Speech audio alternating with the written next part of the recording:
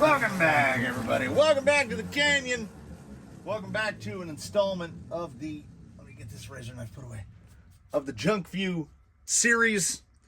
And this one brought to you courtesy of a local channel. The RC Underdog dropped off some shocks for me to test. And somebody in the comments keeps asking why I don't test shocks. And I looked through the history, and I think we have like 7 or 8 sets of shocks that we've tested. Like, what shocks have I not tested, guys? So here we are. These were dropped off for testing. Oh, forgive my filthy hands. These were dropped off for testing. These are KYX from Amazoooon greatness. And these guys go about, I want to say they're $24, $25 per pair. So as you know, in Junkview terms, that's too high. We don't do Junkviews of shocks that are $50 a set, because $50 a set gets you GTS. Where's the baggie? Where's the baggie? $50 from Jenny's gets you 4 GTS in a bag, just like that. Brand new takeoffs, never been run. And depending on what ones you order them from, and those folks do some pretty good work. Hey, in this shock view, let's talk about some other shocks. They do a pretty good job of filling them. It all goes by what's in stock. These are off of a Defender, so most of the spring rates are going to be a little heavy for most people. But we will talk about the GTS shocks again while we are talking, in the midst of us talking about here about the KYX. So 2 of these say KYX up at the top, and 2 of them do not. Yeah. Well, you know, quality control. So I did what I do when I do. Also, we have a little anodization variation. These feel relatively even, and if I can remember to talk about why that is somewhat surprising to me, I will do that. I will do that forthcoming. We'll put down a contrast sheet so that you can see what we're setting down. Cap, and they run the cap with top part that comes all the way through. So if you do that, you can't use an O-ring really, because it won't form a seal. So these run what I thought at first glance were bladders, but they're not actually bladders. They come off. They're basically perfectly flat, and from being pressed into the cap, they sort of take on a little bit of a bladder shape. Here's the bottom seal retainer. There's the spring cup. Here's the big spring. We will talk about that. There is the piston, and here are the seals. The seals should look fairly familiar when you're talking about those clear silicone O-rings. Oh, and of course the rod end. So, oh, that part is probably important. So, KYX shocks, they look like an approximation sort of an Element shock. So, I mean, I think the color is probably influencing my feeling on that. We, of course, have the perennial favorite of shock cloners everywhere, the 3.5 millimeter shaft. We've got a 10 millimeter piston, and I mean, somebody did some machining. 3 slots instead of holes, and with a 10 millimeter piston, and there is an internal spacer fitted that is 2 millimeters. 2 millimeter internal spacer. So if you wanted to go to a bigger spacer, good luck. Buy some drill bits, because 3.5 millimeter is not going to help you out with that. These seals appear very much to me to be the exact same size as what you would see in any like axial shock. So they are going for a real sort of interference fit.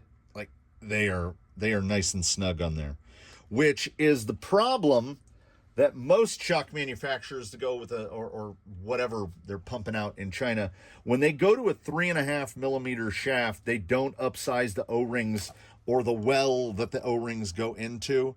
So we got a 7 millimeter well there. Look at that. You can't fault that machining, really.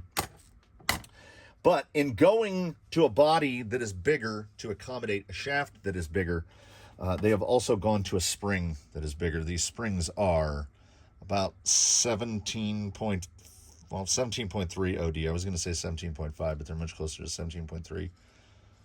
15 and a half, 15.4. So 1 millimeter wire, yes? Are we talking 1 millimeter wire? 1 millimeter wire and a lot of, and how many coils? A lot. 11 coils. So a shock that, a spring that is 15 millimeters big on the inside, 17 on the outside.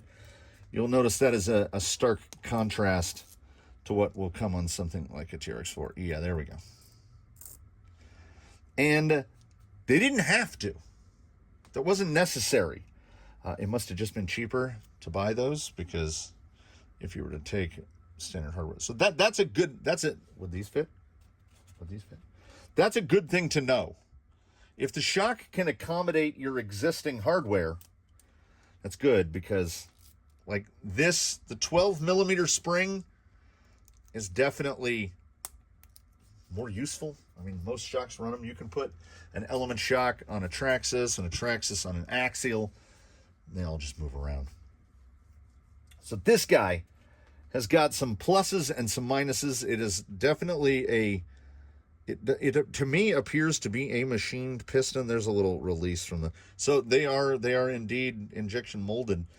They're just really good, surprisingly good.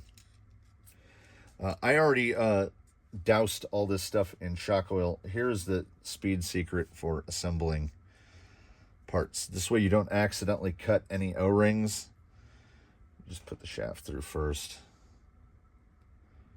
Now, one of these O-rings does feel and look to be fairly bigger than the other.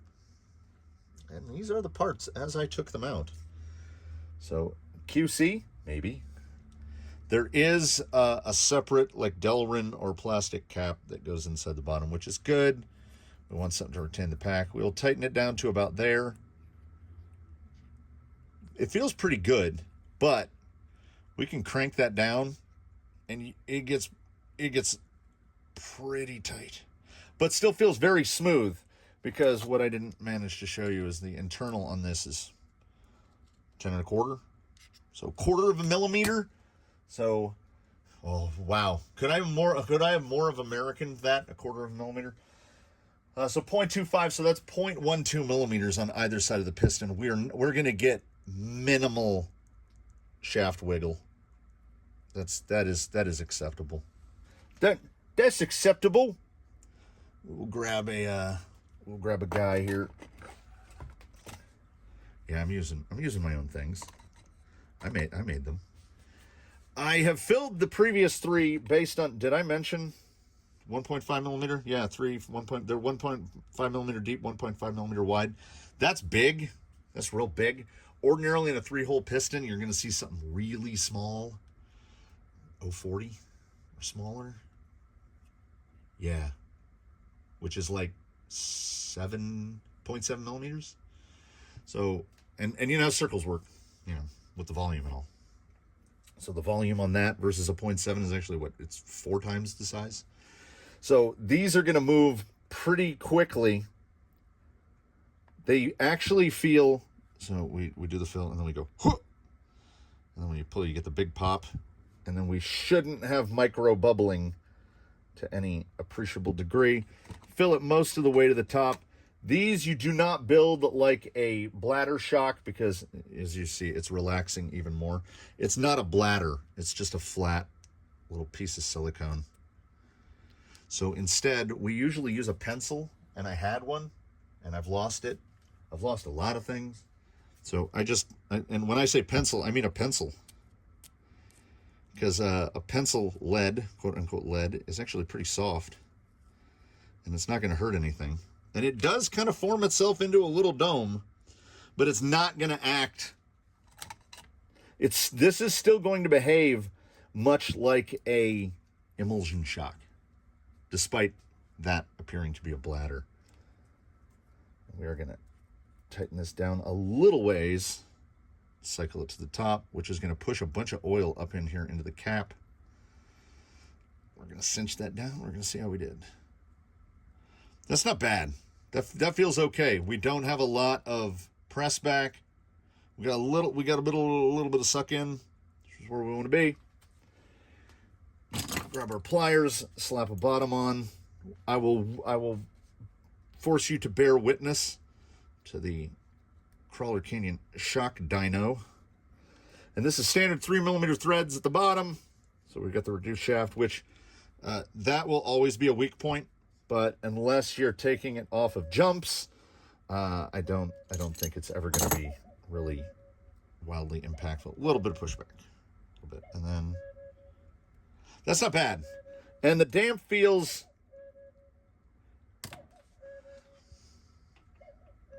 poor little fella. It feels slightly underdamped, but not wildly underdamped. Not putting 300 CST into something from like G-Made. We measured the spring. We didn't measure the length. Oh, yes. The ever common 56mm spring length. For those that don't know, that's unusual. So we take 56 and we minus 25 from it. So we go 31-ish. There we go. And we take this, we put it on the top. We make sure it's zeroed. We put this on the top of the spring and we push it down until we're right about to touch the bed. It's 1.7 pounds. This is 1.7 pounds per inch, which shout out KYX on that, because 1.7 is right in sort of a butter zone. Most of the springs that I run, and there are exceptions, but most of the springs I run are between about a pound, 1.2 to 1.3 pounds, up to say 2.4 to 2.6 pounds. So, and this is right in the middle of that. So 1.7 pounds per inch will actually be useful. Does it mean that you won't have to change the springs? No. Like, that actually feels kind of soft. This one, I have to say, I mentioned a consistency. Okay. Feels a little slower. Yeah, those two feel alike. And oddly, this one says KYX at the top and this one doesn't. So these two, well, there's your batch. When shocks are sold in pairs, there's your batching for you. There's your, if anybody ever asks, can you color match this for me? This is why you say no. Because these probably came out of the same factory on different days. And we have two that are definitely more of an axial color and two that are closer to an element color. They build well. I am not a fan of the 3.5mm shaft, but they at least did accommodate for it. The seals are bigger. We should do. So we'll grab a towel here. We'll clean it off. And then we will go.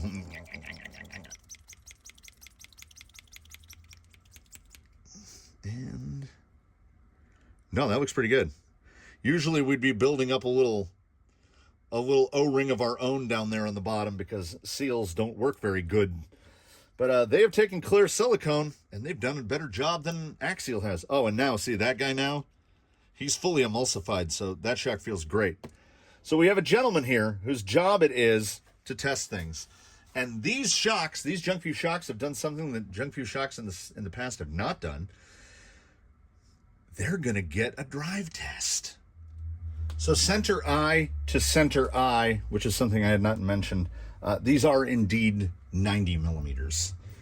The filthy shocks that came off, the SE shocks, are also 90mm, but fully collapsed. So in this configuration, eye to eye, these are 70.5mm, and these, when they are like that, are 67mm. So we have lost 3.5mm of shock compression, which implies to me that this body is longer. I think to stop the piston from hitting the cap at the top. So we've lost a little bit of travel, and remember, always remember, it's all triangles. So 3.5mm of total shock travel less, and the internal limiter shouldn't determine that. So that means that if you remove the internal limiter, which was what, 2 millimeters, eye to eye on the shock would be 92 millimeters, and fully compressed would be 70.5. I don't like, you know what? Me and that body clip, we don't get along. I don't like that one. Isn't that wild? That one just didn't fit. So a little shorter in the travel, they mount up just fine. I mean, a shock is ostensibly a shock. It needs to not leak, it needs to fit, and it needs to be adjustable, and we've got all those things. But let's see, because what I want to do is there's a little wetness on the top of this shock over here. I want to take this out and mush it around a little bit and see how they fare. Are we going to get the little buildup of mud down at the bottom? Because if we're talking about 50 plus, come on, guy, have some self-respect. If we're talking about $50+ shocks, they need to work like $50+ shocks, and the standard to which they are going to be measured has to be the available for $40-ish GTS, which is a fantastic shock. So, KYX, you get your work cut out for you. They do assemble fine, and they don't appear to be super leaky. They're relatively easy to bleed because they're almost like a semi-bladder setup, not a full proper bladder setup like a Dravtech or a Big Bore, something like that. But performance is something that, about these shocks, they have definitely passed the first test, and they are to the point where we're going to test their performance. So let's see how 1.7 pounds an inch. This guy runs SE whites all the way around, which are, I'm looking at my whiteboard, SE whites are 1.3s. So these are a little heavier, but we'll see. Maybe, well, let's see right away. Yeah, he sits a little higher. Usually he's right about there. 1.7 versus 1.3. But when you buy Amazon shocks, the springs that you get are the springs that you get. So let's see if it impacts overall performance positively or negatively. I may have guessed at least pretty close to the mark on the 50 weight. They feel pretty good. Not body rolls, not rolling a lot, but we still get a lot of compliance over uneven ground.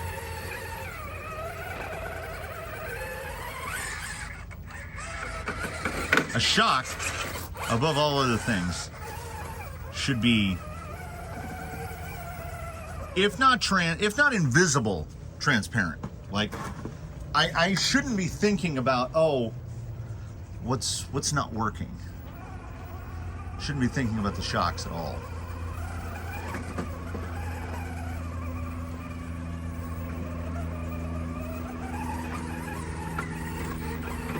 And no, look at that, perfect. 0.4 pounds an inch at all four corners can indeed be impactful, because we really need to get this guy cross-loaded. I want to see the shocks. Yeah, all right. Whoa! Maybe underdamped on 50, but I don't want it too slow. We're not getting a lot of. There's no traction hop.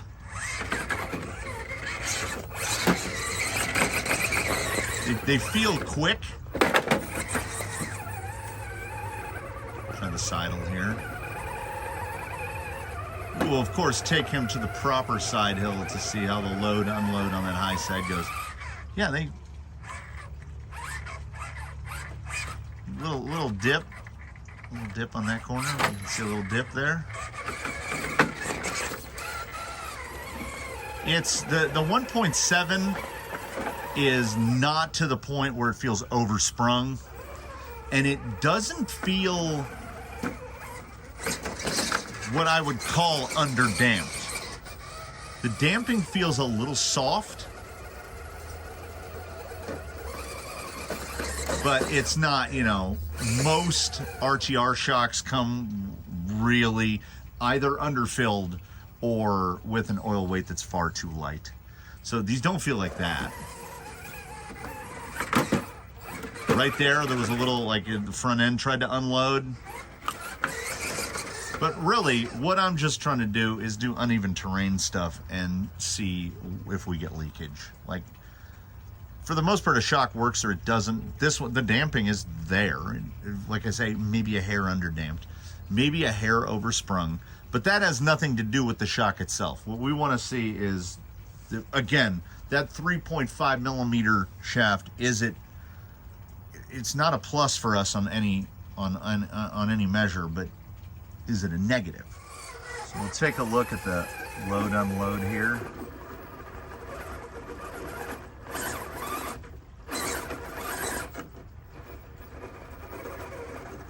The shock is doing shock things.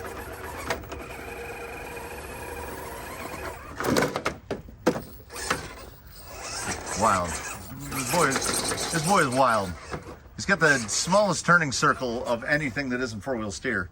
And again, you know, I'm not thinking much about shocks, so they're doing their job there. Yeah, there we go. Look at that.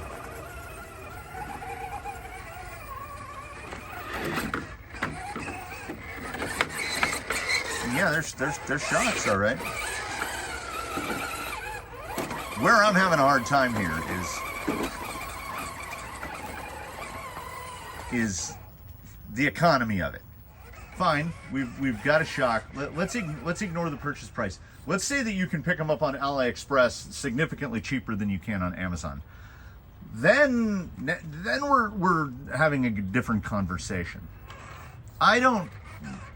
Based on this performance, which is fine, and certainly bonus points for having a usable included spring, 1.7 is just wildly fulfilling. Like, that's crazy. Most guys are going to be like, oh yeah, 4 pounds, 4.5 pounds. No, but what are we leaning them all the way over? That's why we do a shock test on somebody like Baseline, who's got straight up and down, like squared up. Because that's going to show us what these springs are doing. But at Amazon pricing, these are over $50 a set. And I have said many times that my list of recommendations for shocks is particularly short. If you want the most economical method to replace whatever you've got that's not working, well, apparently now it's put desert lizard seals in your axial shocks and you can make them work again. So that's a big plus. But I don't recommend anybody buy axial shocks of any variety. If you're going to buy a shock and you want to spend the least amount of money possible for maximum performance, you buy takeoff GTS shocks. About $40, $42 a set. That cannot be beaten. If you want to spend a little bit more money, you buy one of the Traxxas big bores. And I know I say 2660 a lot because I use the 85 millimeter version. They make 85, 95, and 105. And I want to say it's 2660, 2661, and 2662. The numeration above 2660 might be different. But those will generally run you about the same as what these cost. $26 to $27 a pair. So you're talking $3 or $4 difference per pair. And the performance and the longevity and the sturdiness and the smoothness and everything, you can't compare these to a big bore. And if you don't like that big bores only come in the hard anno gray color, you spend a little bit more money, and about $80 will get you a set of Dravtex. Or you can SE spring your GTS for less than the money of Dravtex. There are a lot of options. And these shocks, the KYX, as well as they built and as well as they've done so far, and the fact that they have a usable spring and they use a seal that is locatable, it's not like a 1 millimeter cross-section seal. We still have that thing where they're trying to fight outside their own division. Because I have to ask myself, what do I think they're better than?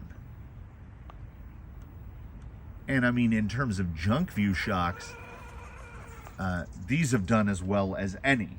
So if there's an AliExpress option for this, and you're looking at like $30 a set, well, we haven't taken the body off to get forensics here and see if there's any oil buildup at the top of the shocks or the bottom of the shocks. But as of this moment, these pass the test. Like, If these were $30 or $35 a set, 30 preferably. I want to do some of this. I want to make them work.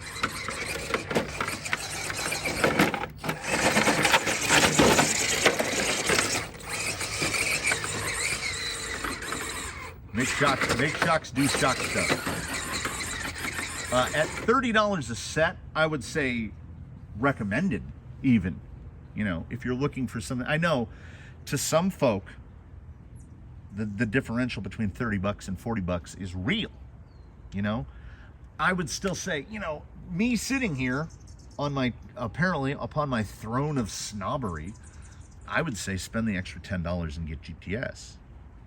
Maybe your commitment to be anti-Traxxas is so solid that you can't make yourself buy GTS or big bores. I get it, that's a thing. There's companies I don't buy either. So then these are absolutely an option for you. I mean, at that price point, it's this or desert lizards. And I do love a desert lizard. They come in a lot of sizes, they come with extra pieces. But I am also truthful about how I operate my desert lizards. There are only 2 rigs in the Canyon fleet that run desert lizards as their default, de facto, this is the damper I run. That is Zoidberg and that is Jolly Green, because there has never been any failing in the performance of the desert lizard. And we can bring the desert lizards into this conversation because they are a direct price competitor against these KYX at Amazon prices. In my brain, I like to think that there's an AliExpress option. But if that AliExpress option is you save like 10 bucks, then no, I don't, they fall out of recommended and into, yes, they work, but spend your money with more of an eye on the future. So I don't think there's anything left to do except flip over a couple times. Except mush over some rocks, make shocks do shock things, let Baseline enjoy his few moments as a bouncer. Seriously though, what is with his turning circle, right?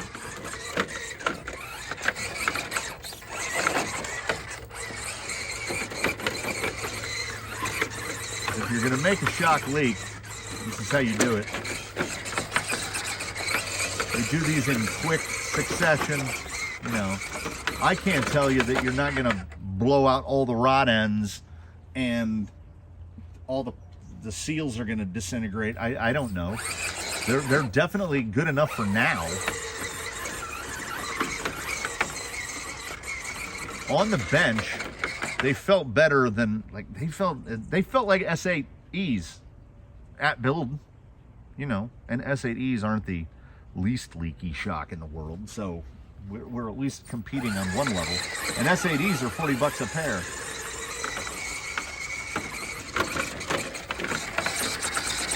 Am I not an ambiturner? Am I Zoolander? Do I only turn one direction? I'm not an ambi-turner.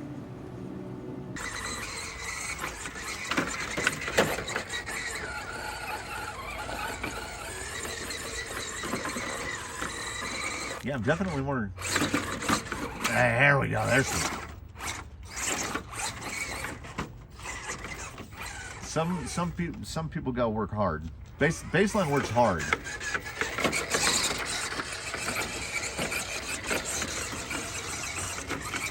Good old RTR Canyon trails. Am I right?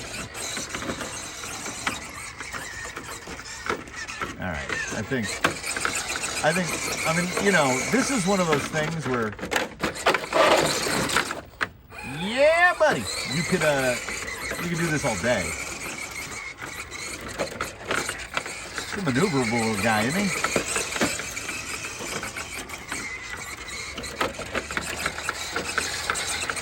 Canyon mediums all the way around. This is blues with hair buns and some canyon trails that are in the prime of their life. Yeah, I'm not thinking about the shocks at all now. Even with the 1.7, which is, like I say, heavy for him and light for everything else.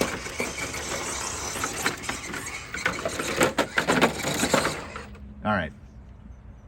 That was like 2 minutes of just nonstop stupidity. Let's go pull his body off and make that final judgment. So let's see what we're working with. Do they feel any different? I don't know. Does feel a little oversprung, but like, why wouldn't it? I mean, I know what spring rates he needs, so that's not the shock's fault. And these have the added bonus of the spring cup is alloy and it's just flat. So if there were any oil out, we would be able to see it quite easily. And they are all spotless down at the bottom. This particular one just might have not gotten a perfect seal at the top with that little flat seal. Like I say, 2 of them had a little bit of dome to them to where I actually thought, oh, bladders. But a bladder you install and then put the cap over it, and these are, because they're made into a dome by being bigger, so you stuff them into the cap and then they kind of dome out. So these shocks are still operating as emulsion shocks. These are not bladder shocks. And still feels good. Right up towards the top, it feels like the suspension gets a little stiffer, and I think that's because the rears might be slightly overfilled. Yeah, they feel a lot better in the front. But with the weight in the front, I would go even heavier on the oil. I'd probably go to like a, hello, wasp. I would go to like a 70 weight. So okay, there it is. In Junkview terms, I can't recommend this as a Junkview shock because they're too expensive. Now, I know I need to kind of reset my brain when it comes to that, but as long as we can get $40 to $45 GTS, I'm going to buy the GTS over these because I can buy a little pack that has all the seals to rebuild my shocks for $2.50. And there'll be Traxxas X-rings, and everything goes together smashingly. And on a GTS, the bottom, the cap that holds the seal pack in, you can replace that with the cap from an Enduro SE shock with the tiny springs, and run tiny springs on your GTS should you want to do that. The SE hardware just swaps right over. The GTS are obnoxious to bleed. They really are, because they have that internal cap. Any shock with an external cap is going to be better, and a shock with a bleeder screw is going to be better than that. Speaking of emulsions, for bladdered shocks, there's a way to build them to where it's almost like it's not like bleeding. They're very easy to do. These are easier than most, easier to get set up with the correct amount of air than would be, say, an axial shock or even a GTS. But my sticking point is the price, is the Amazon price, that $50 a set. At $50 a set, I would say buy GTS or buy Desert Lizards, because the Desert Lizards will give you this added level of versatility. You can set them up in multiple ways. I don't have a problem with these shocks at all. They don't leak. And that might be, I mean, of Amazon shocks, an Amazon shock that doesn't leak, that is definitely a step in the right direction. That's what we deserve. We have not been provided with Amazon shocks that don't leak. I have told people in the past the only shock that I can give the soft recommendation to off of Amazon are the ones that are clones of RC four-wheel drive, internally sprung. Like they look like what comes on any Trail Finder, any TF2, that style of shock. Because the one that is frequently sold under Amazon under 100 different names, because I have built them both side by side, the white ones that came with my Marlin and the black ones that are now on my Marlin, they are identical in every way. The shafts, the pistons, the housings, the everything. So RC four-wheel drive is just reselling you Amazon gear. These are a reasonable approximation of, I would say they are closest to an Element shock, like the regular enduro shock, not the skinny spring enduro shock. I would say they're a close approximation of that. Why they chose to use a larger spring, I don't know. I'm thankful for the 1.7, but for every positive that I can find here, there's also a negative, and that negative comes down to $50 to $52 a set. And to me, that's too much. Odds are the shocks that came on your vehicle are good enough. This guy still runs the plastic bodied SEs every day, and they're great. Element should sell those. Element should come out with an Enduro SE spring shock kit where they will sell you the shocks for like $40. I would heartily recommend them. So there you go. Here's a Junkview where it's up to you to decide. I will provide the link should you, if you're devoutly and staunchly anti-desert lizard, anti-Traxxas, these are absolutely an option for you. They don't leak. They've done the 3.5 millimeter piston correctly. They look pretty good. There's a fair chance that you're going to get 4 shocks that aren't anodized the same colors. It's just, it's just the way it is. Sometimes when you buy cheap stuff, that's the way it is, because, I do have to also acknowledge that there are shocks out there like Chronics and Velvets and stuff at $80, $90, $100 a pair, which is ludicrous. There's nothing that shock can do better than a DravTech for over double the money. Nothing. It's impossible. So, take that as you will. Canyon recommended? Not at that price, unless you're willing to pay it. If $50 doesn't mean that much to you, then you really don't want GTS. Then hit me up in the comments and let me know. I'll take those GTS off your hands. I love them. There you go. Another Junkview in the books. We're not calling it a quick view because for it to be a quick view, it'd have to be quote unquote real. Like I say, Injora is moving over into like no longer being Junkview. They're making compounded tires. They're getting really good on their machining. These are Hot Storm wheels. They're superb. They're fantastic. I would recommend them along with any other wheel. And so I leave the judgment as to whether or not you buy them, where I leave the judgment to everything that I talk about on this channel. It's up to you. Unless I say, even if I say, whatever you do, don't buy this, it's still up to you. But they're good enough to buy if you can find them on AliExpress for $30. Maybe I'll do a search, but searching for an item that specifically on AliExpress is like searching for a needle in a stack of needles. So I usually get bored and give up, and then someone will message me or post in a comment that they found it. And shout out to all of you people, you real heroes behind the scenes doing that work to find stuff on AliExpress. The KYX 90mm, it's the best Amazon has to offer. It's just too expensive. I'll see you next time.